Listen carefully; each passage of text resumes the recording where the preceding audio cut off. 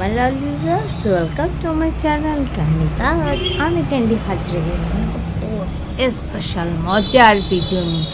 বন্ধুরা, আজকের ভিডিওটা কি হতে চলেছে আশা করি তোমরা অনেকটা গেস করতে পারছো, আবার পারছো না। বন্ধুরা, ভিডিওটা কিন্তু তার জন্য পুরোটা দেখতে হবে, টেনে দেখা যাবে না কিন্তু একদম। আর যেটা হচ্ছে আজকের ভিডিওটা যে স্পেশাল বলছি তার তো নিশ্চয়ই একটা কারণ আছে। আমাদের পয়লা বৈশাখ মানেই আমাদের প্রত্যেক বাঙালির ঘরে ঘরে পান্তা ভাত আর অতি অবশ্যই বিভিন্ন রকমের ভর্তা।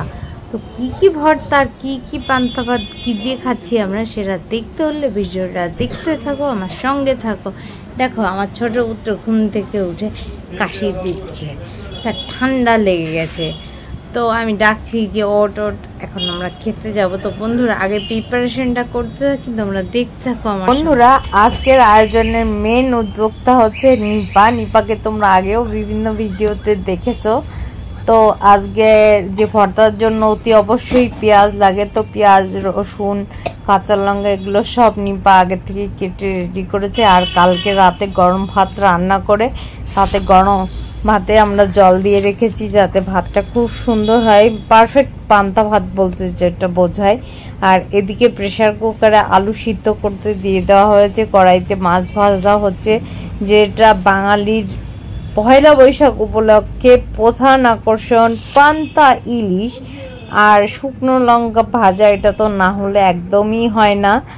আর সঙ্গে থাকছে বিভিন্ন রকমের ভর্তা। তো বন্ধুরা দেখো কত রকমের ভর্তা আজ আমরা ঘরে করছি। তো আমাদের সব রকমের ভর্তা হয়ে গেছে, দেখতে পাচ্ছ। ইলিশ মাছ ভাজা, লাউ পাতা বাটা ভর্তা, আলু ভর্তা, লঙ্কা ভর্তা, টমেটো ভর্তা, বেগুন ভর্তা, পটলের খোসা ভর্তা। আমি জানি পয়লা বৈশাখের দিন সকালবেলা বাঙালির ঘরে এই খাবারগুলো তো হয়, তোমাদের বাড়িতেও নিশ্চয়ই হচ্ছে। তোমরা কিন্তু আমাকে অবশ্যই কমেন্টস করে জানাবে। আমার বাড়ির এই ভর্তাগুলো দেখে তোমাদের কার কার জিভে জল আসলো তোমরা কিন্তু অবশ্যই আমাকে জানাবে। এই যে দেখো, আমাদের বাড়ির সদস্য মানে পুরুষ মানুষগুলো এরা কিন্তু বসে পড়েছে, রাজীবের দাদা আগে, আর আমরা সবাই নিচে বসেছি। দেখো, লঙ্কা খেয়ে নিপা রীতিমতো ঝালে কেমন করছে, পুচকিটাও খেয়ে নিচ্ছে। এটা আমার থালা, দেখতে পাচ্ছ একদম সাজিয়ে গুছিয়ে। হ্যাঁ, আরেকটা জিনিস মিস করছি, মাটির থালায় খাওয়া, কিন্তু আমি আজকে এটা আয়োজন করতে পারিনি। তো